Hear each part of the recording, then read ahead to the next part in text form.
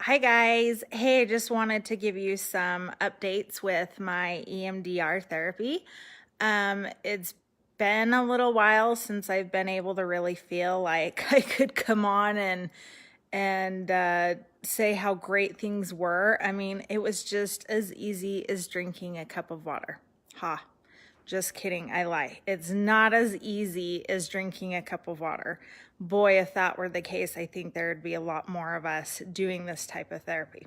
So I'll be completely honest with you, and not to frighten you away from getting this type of therapy, but last week was pure heck. I mean, it was probably one of the worst weeks that I have ever gone through. It was absolutely excruciating and painful.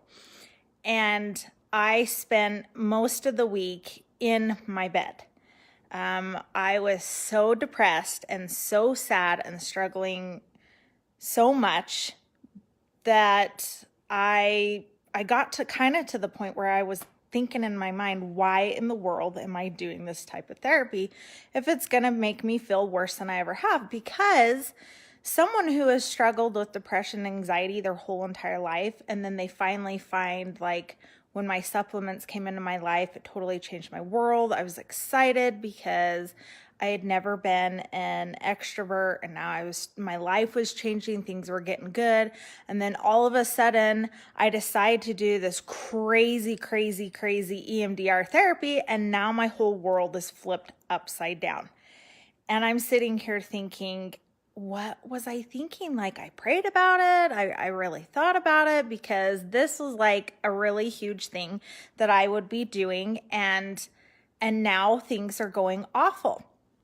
So no matter how hard I tried to really think about what I did different last week versus all the other weeks that I went to therapy, I couldn't figure it out, because when you're in your lowest of lows, it's hard to think of realistic things, and everything seems black or white. And no matter how positive people are with you, it just doesn't click for you when you're struggling. So, I had my friends reaching out to me. I wasn't responding to anybody. It was starting to scare my husband and my mom, because they're like, this is supposed to be good stuff. And so my mom ended up calling my therapist, which I was kind of angry about, because I'm an adult, right? Like, I don't need my mom to do that. But I was so bad off that my mom had to call my therapist and say, hey, like, is this normal for her to be? I mean, I was rocking back and forth. I was shaking. I was scared. And, keep listening, guys. It's not horrible, but I've got to kind of tell you what to expect, because I'm the type of person, if people don't tell me all the ins and out before I try something, then I'm going to be kind of upset with them if I feel like they're lying to me about, well, you didn't tell me it was going to be like this, or you didn't tell me it was going to cost this much, or yada, yada, yada. So my therapist ends up calling me last week, and he says to me, what is going on? And I said, I don't know what it is, but I can actually feel and see myself as a little girl. And I've never been able to do that before. I am physically feeling and experiencing being sexually abused again. And my mind's going through it. I mean, guys, these are fears of my whole entire life. This was the whole reason why I never wanted to go to counseling, because I was terrified that I would have to relive this. And here I am, and I'm sitting here going, oh my gosh. And so I had all these crazy things happen, and I was shaking, and I was like, I'm going crazy. Like, I'm going to have to be put in a mental institution. And he laughed. He's like, now I want you to listen to me, Lisa. I'm like, oh boy. He says, the reason why you're shaking, rocking back and forth, it's like two animals. When they go out and they're being chased by the predator, and it's chasing them to eat them and stuff, that animal goes through something traumatic. And after it's done running and being chased, it will sit there and shake, and sometimes kind of rock back and forth, because that's soothing. And he's like, that's the same thing with humans. Humans do the same thing. And he's like, so it's totally normal. He's like, you're not going crazy or anything like that. It's just the body's way of knowing what it needs to do to comfort your mind and body when you've gone through something traumatic. So I was like, okay, that feels a little bit better. And he kind of gave me some ideas and everything. So I'll get to the point. So this Sunday, I was like, oh, I do my regular lives. I'm just not going to be able to do my live. And I did. And I didn't feel like it turned out because Sunday nights are awful for me. Like, my anxiety gets so bad, especially because of this last week, because I had such a horrible experience with my EMDR that I was terrified of going back. And I was like, I don't want to process anymore. Oh, that's one thing I forgot to tell you. So when he was on the phone with me, he told me, it sounds to me like your brain is still processing. Even after we did the EMDR therapy, your brain is still wanting to process. I was like, well, what the heck does that mean? And he's like, your brain wants to get this trauma crap out of your body so bad that it continued to release things even after leaving his office. And it's supposed to just kind of shut down and leave it in his office. You leave. I know it sounds weird. We'll talk about that another time. But I said, well, why is it, what is it that I need to do in order for that not to happen? And he's like, if you stayed in your bed every day, that's why it continued to keep going, because your brain and your body need to, it's almost like it gets adrenaline going and stuff. And I don't know if you've ever noticed that when you have adrenaline going and you're sitting on the couch, that anxiety can intensen, your brain goes all over the place, your breathing, it's easier to be able to work with adrenaline when you're being physically and emotionally active. He's like, so after you have these therapies, it's important that you're either with someone and you're keeping yourself busy. He's like, what I don't want you to do is sit down or lay in your bed. He's like, this stuff is draining and you're feeling exhausted and tired, but if you can at least be with somebody and go do something or be out of the house or something after each therapy, your brain is going to not even be able to clamp down on the processing, and it will help release that adrenaline slower so that it's not so intense and throughout the week. And I was like, oh, that totally makes sense. So if you Google that and you look up complex PTSD and EMDR and the effects after it, it comes up with that exact same thing. Why didn't I think about Googling it? I had to have him tell me. So going back to yesterday, going in, my mom comes with me and everything because I'm still a little bit nervous about being alone with a man because of my past of therapy, or not therapy, but like abuse and stuff. He realized, he's like, it's the holidays this week. I really don't want to open up more doors. We have lots of doors open up in your brain, and we don't want to have to release more of this stuff right before Christmas, because what happened last week, I'd hate for you to not be able to enjoy your Christmas. So I was like, that kind of like gave me, and he's like, what are you feeling right now? Let's take this time to talk and everything. And usually with the EMDR therapy, you don't sit there and have to sit there and talk about things. You just do the therapy where your eyes are following lights or tapping or whatever. And so I was kind of grateful for that it was more low key. So he started asking me things. At first I was like, this is a little weird. He asked me, he says, so what are you feeling about all of this stuff? And I just started sobbing. I was like, I am terrified. Like, I seriously am emotionally so exhausted. I can't do this anymore. And he just smiled at me so lovingly, and he's like, I understand, but you can and you have. He's like, do you realize that in 5 hours, no, that's not how long my sessions are, in 5 hours, you've come as far as you have. He's like, that's 5 sessions.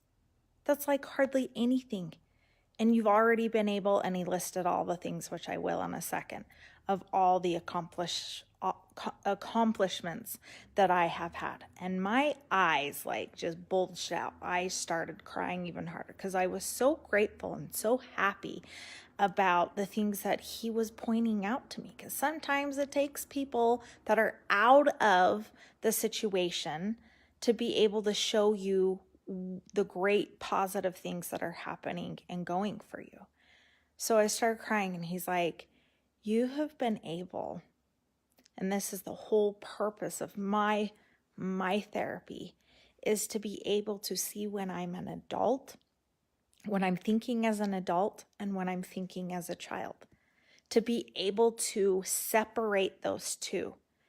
Because I sit there and worry all the time, and we talked about this, I worry all the time about disappointing people and feeling guilt and shame about always feeling like I was a bad kid and I did things wrong, and I did some not good things in my life, and I have held shame and guilt on that my whole entire life. And it wasn't because I had horrible parents that told me that on a daily basis. It just means that what the things that I did in my life, the drinking, the drugs, the things like that, I got in trouble a lot for it as a kid. But my parents didn't see that it wasn't behavioral issues.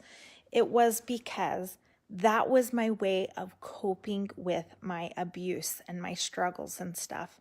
And so that I'm learning, and he pointed this out, I am learning that I wasn't doing anything wrong. I'm not saying drugs and alcohol and partying and doing reckless things like that isn't wrong. I'm just saying that when people have gone through abuse or traumatic events, unless they've gotten the right help right away, sometimes people turn to that. And that, I would say, is more of the minimal amount of trouble you can get in, versus people are out there constantly drug using and have gotten so far into being an alcoholic they don't know how to turn the other way, and prostitution and drug dealers and murdering and having to be institutionalized. And I mean, it can get so much more worse if you don't get the help for it. And he's like, you are one of those ones that, he's like, obviously, Lisa, you're strong, because it takes a strong person to be able to come and accept that you need help, and to be able to go and get it, move forward and do something as hard as this. And so I started to feel like everything was light. And then all of a sudden he says to me something weird. He says, so what does anxiety look like to you? And I said, he's like, what does it feel like in your body? Where do you feel it in your body? I'm like, well, my chest. A lot of the time when these traumatic events come up and stuff, my chest feels really, really heavy, almost like I'm suffocating and I can't breathe. And he says, if it were a shape, what would it look like? And I'm like, oh my gosh, I have no idea. And he starts to pick a little bit more. He's like, well, if I'm thinking about it feeling so heavy, I could picture a big, huge cement brick laying on top of my chest. So I guess gray, and it's the shape of a rectangle. And he's like, okay. And he starts to smile, and he says, okay, what would you want it to look like? I was like, well, geez, I'd want it to be pink and sparkly, and I'd want it to be the shape of a heart, and for it to feel like fuzzy and good and light and just open, and where I could breathe. And he's like, I love this. This is your homework this week. And I'm thinking, what does this have anything to do? And what it has to do with is changing your brain the way it thinks of anxiety. It's kind of like, almost like it tricks it in a way. And then all of a sudden I start thinking, oh, and I'd love it to be blue, because if it were blue, like if you think of the color, the personality color traits out there, blue, the personality for blue is being fun and always wanting to be center of attention and being able to play and to win things and he's like perfect. That is a way to retrain your brain. You do it over and over and over again. your body starts to respond and react with the way your brain thinks. And if it's always thinking negative things, your body's going to respond to it, and that's going to be an engraved image in your mind. If you change it in a positive way, then it makes it to where every time you think of anxiety as, oh, I'm going to go play, I gotta go win a trip, I gotta have fun, and you really focus on the deep things, like it looks like a heart, then it doesn't seem like it's a block that's weighing you down, that feels awful and bad things to it. Your brain and your body start to connect the right way, and then it puts it from one side of your brain to the other side of your brain, which makes it to where when bad things happen, your responses aren't traumatic and awful and scary. They're more calming. So then a huge thing, guys, huge thing that it's probably going to make me start crying. I kept going and telling my last counselor and this counselor, I said, my house feels so dark. We have the house of our dreams, guys. I mean, no, we don't live in a mansion. It's sufficient for our needs, but it has everything that we've ever hoped for. It's in an area where we love, it's around people that we love. I mean, you were to come in here, you'd be like, why are you so ungrateful for, what you live in? And it's not that we're ungrateful. It's that we couldn't figure out why it feels so dark, why it seems so dark in here. And I want that cozy, warm, amazing feeling that you see that people post on Facebook with the fireplace lit, the soft music, the tree. I mean, I've tried music. I've tried remodeling my house. I've tried painting the ceilings white so they're not a darker color. I've tried not putting curtains on some windows to open light in. And it was frustrating because no matter what I've done, my kids still say, I'm scared to play in my room, or they won't go downstairs, or they want to be in the same room as us. And it's like, it's not like anybody died here to where you're sitting there thinking it would have all these scary, crazy feelings in here. And so I'm sitting there racking my brain feeling I'm a horrible mom, a horrible wife. It's because of me. It's because I'm having these problems and these issues and stuff. So I started talking to my therapist about it yesterday. I said, I really, really, really want to get this figured out of why this is happening. And I tell you guys, it totally made sense. The fact that my brain was able to start opening up and retaining what he was saying, whereas before it's been so cloudy, it's been full of traumatic events. And since we've been able to start cleaning those rooms out in my brain of traumatic, scary things, I have a little bit more room in my brain to invite positive things, or that it's more cleaned out. I have room to be able to think and function the way an adult should. My brain is starting to think as an adult rather than that abused victim, teenager, little kid, young adult. So he says to me, he says, well, let's pick a room. What do you feel in that room? And I'm like, okay, my craft room used to be the only room in the whole entire house that everybody felt safe in. Everybody, all my kids, my husband wanted to come into that room because it felt safe and good. And now I'm like, it gives me anxiety. And he's like, why? And I was like, because that's a room where sometimes I'll do my work and I'll get rejection. And it makes me anxious and nervous at times. And it's kind of traumatic when I have people that I want to share things with that don't believe me. And he's like, that's why that room has become that way, is when you have certain traumatic things happen when you're in a certain room, you tend to focus on that being the room. He says your bedroom, for example, your bedroom is supposed to be used where it's only a place of physically connecting to your spouse, being able to have that special time, and to sleep, and nothing else. And he's like, not that you've done anything wrong, but he's like, it's gotten to the point where in your brain, it has become, this is where I'm depressed. This is where I shut people out. This is where I pull away. I don't want to have anything to do with anybody. And I lay in my bed. He's like, so every time you go in your room, you get that feeling, right? And I was like, oh my gosh, yes. And then he says, and so we started talking about different parts of my house, different rooms of my house. We have the front room in my house where it was crazy. That morning, yesterday morning, my husband and I are talking, and he says he was telling me about a traumatic experience with an old job that he had where he felt so rejected and so awful that he was sitting right there on the couch in that front room. And I was like, you guys, that makes such a difference of when we experience things in a certain part of our house or a place, or we are tasting something, or we're eating something and something bad has happened when we ate that certain food, our brains are so creative that it takes us to that taste will always remind us of that awful feeling. That smell will always remind us of that awful experience.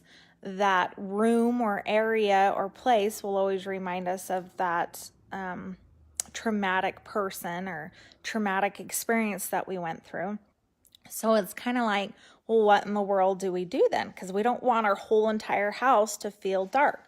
We don't have to sit here and waste money like I have of painting ceilings and walls and trying to decorate with lighter colors just so that my house doesn't feel dark. And he says, go around with your family creating new wonderful memories in each room. He says, that's another thing of your homework. So last night in our kitchen, with the tree lit and fun music on. Sorry guys, this is exciting for me, so it's become super emotional. We made gingerbread houses. And we've done these things so many times before, but yet it didn't have the same effect as it did last night. As we're sitting around the table, we went out and those fears were starting to come back in my mind. I was like, no, I am determined to be a thriver, not a survivor, not a victim, but a thriver, somebody who feels powerful and successful and good because I'm making myself internally feel that way. I'm not relying on all of the things out there, like the compliments, waiting for people's compliments or waiting for not to be rejected in order for me to change in here or up here, because it comes from within here. You're the one that does that work. You don't rely on anybody else making that feel that way, because that's not where it's going to come. I'm learning that. That's the adult thinking of me. I'm not thinking like a child, and it feels so good to be able to realize, oh, this is how adults think. This isn't how a child would think. Oh, my friend didn't talk to me today. She didn't message me today. That's a way a child would think. When somebody argues with you and gets angry with you, is that the adult way of me thinking of, oh, they just must hate me then, or they've blocked me on Facebook, so they automatically hate me? No, that's the child's way of thinking it. A child's automatically going to take things more sensitively and be affected by it more than as an adult. We have the power and control to just shrug it off. And he's like, not everything's going to be super easy like that. But he's like, you don't want life to be like this, where it's up and down, up and down. He's like, you want it to be like kind of more minimal, but where your waves keep taking you upward and progressing and moving forward. So I'm excited to know that it's not going to cost me money in order to be able to make this house feel that warm, cozy, wonderful Hallmark card feeling. That it's not impossible to have that type of a fantasy of a happy home. It just means that what's the type of work that we're doing with our brain and body? Am I moving forward on... Well, let me back up. I'm going to be moving forward by doing these things. So creating that memory in my kitchen last night is something we're always going to remember, because after we got done making those gingerbread houses, we did the music to on Pandora. It's called From Sing. and it picks really lively music. Well, it was wonderful because it came on all the fun songs. Usually my son would be sitting there being like, nobody's paying attention to me, da da da da da. And we started dancing and having so much fun. We were laughing. My husband videoed it, and we were enjoying it so much. One last thing before I let you go, because I know you don't want to listen to me all day long, is being able to, I asked him, I said, I have the hardest time having a relationship with my son. And I get so angry because I've been able to realize this on my own, is my husband's a man and my son's a man, a boy. And I don't like men because I haven't liked men because it was men that did awful things to me. And so I kind of automatically judge men because that's how my brain has been programmed all these years. And I said, I'm like, it's kind of made me feel bad. My son the other day threw a snowball up the back of my head. He was just, but I took that as he was angry with me because he's made comments lately about how he wants me and my daughters to go on a trip and just leave him and his dad to enjoy each other here. And I was like, why? And he's being really clingy to Jake. And I'm just like, what is going on? And my counselor says to me, he says, did you ever think about this as your son's way of responding and reacting because he's feeling insecure, scared, and not protected with all the things that's going on with you lately? It has scared him.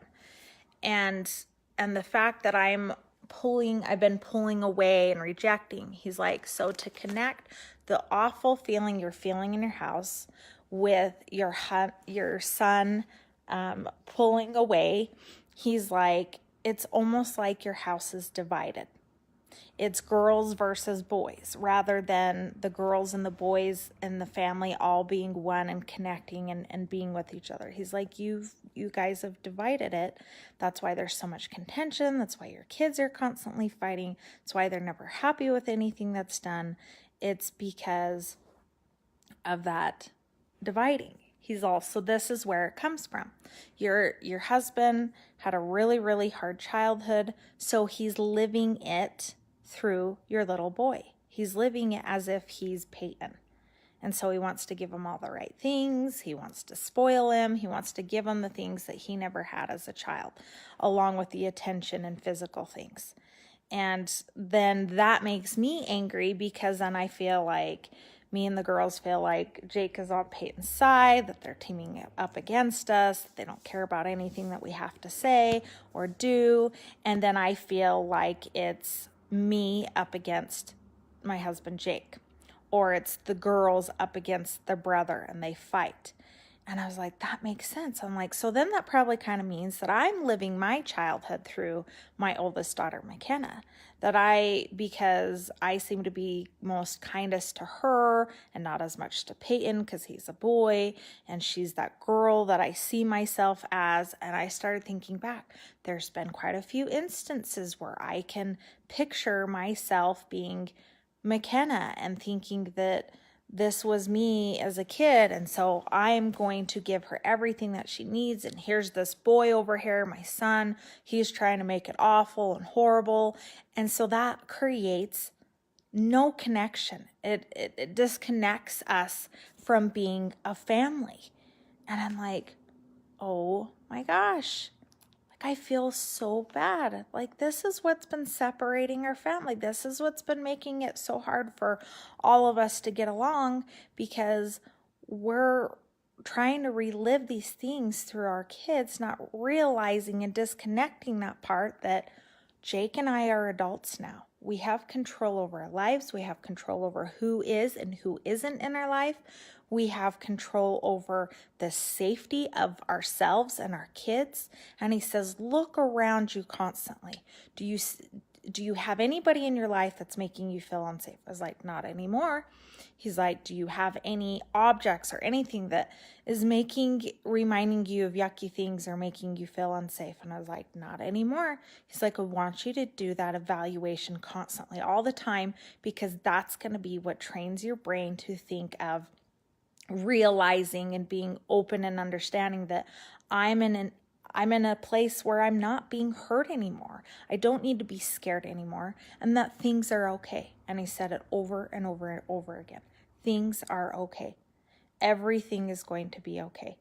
You are no longer experiencing these things. Now, if you're someone that is still experiencing these things, you don't know what to do, you don't know how to feel or what to think, guys, I highly suggest, and yes, I will say this after the really hard weeks that I've gone through this, now that my doctor has helped me to be able to see this, and this EMDR is so flippin' amazing. It's painful, but it's amazing. And anything that's worth something takes hard work. You guys, it's worth it. I'm excited because he's like, 5 hours, Lisa.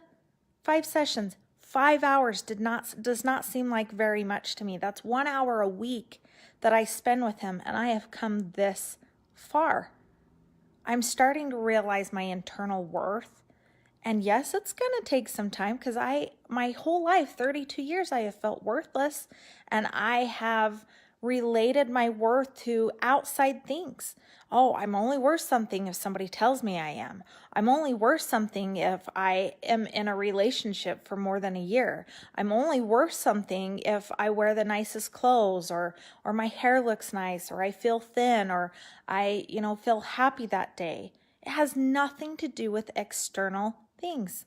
It has all to do with the internal things that we were given, all created inside. It's just a matter of dusting off things and cleaning off that outer surface so that inner surface will help us to be able to see the worth and the amazing things that we have that were already given to us when we were put here on earth. So I wanted to share that with you. Sorry, I apologize, if it was long and everything, 31 minutes. I apologize. But I hope that you kind of see, for anybody that you guys know, and you can't tell me there's not one person that you know, every single one of us knows somebody that has struggled with something. You could think of a policeman or a fireman or somebody with just anxiety or somebody, EMDR therapy works with even the smallest of things. It doesn't have to be something where you've had huge things happen in order for this to work for you. You probably will be more lucky because yours isn't going to take as long as mine is going to. And the fact that you've got to accept when something is wrong, because accepting something is wrong is when you know that you're strong enough to be able to go, okay, maybe it's time that I make some changes and make a difference for myself or someone else. Don't be afraid to get help in any shape or form, because going the other direction that I've talked about, I promise you, because I've been there and I've done that, it's only a temporary fix. And then you're going to be those problems, those thoughts, just like my painting my house and having to buy new things to decorate the house just to try and bring more light in. It never fixed things. It was that maybe 2 minutes worth of happiness of going, oh, it feels good. That color really made the house feel more inviting, excited. But then if you're not fixing the internal part of things, of what's causing the areas of your life to feel so dark and gloomy, you're always going to be right back to it. We were even thinking of maybe if we moved, then things would get better and we could find a house that has more windows. And I told my therapist about that. He's like, do you really think that will fix that? And that's when we got into finding the solution. So really think about it yourself, you guys. Like, I come on here to give you courage and strength, to kind of show you what I've gone through myself, because it's a lot harder to be able to want to do something unless you physically can feel and see what somebody is going through themselves.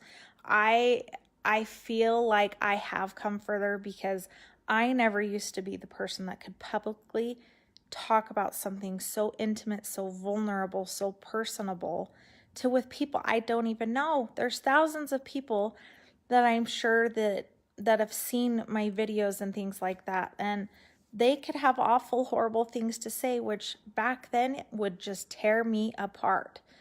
But now it's almost like, well, they don't like that. They don't have to watch that. So that's gigantic improvement for all of those who do know me, to know that that is something that has come further than it ever has. So I highly suggest this stuff. As hard as it is, there's always a way through it. And I pray for your peace and your joy that you can once, or hopefully eventually, will have. Good luck, guys. Have a wonderful day.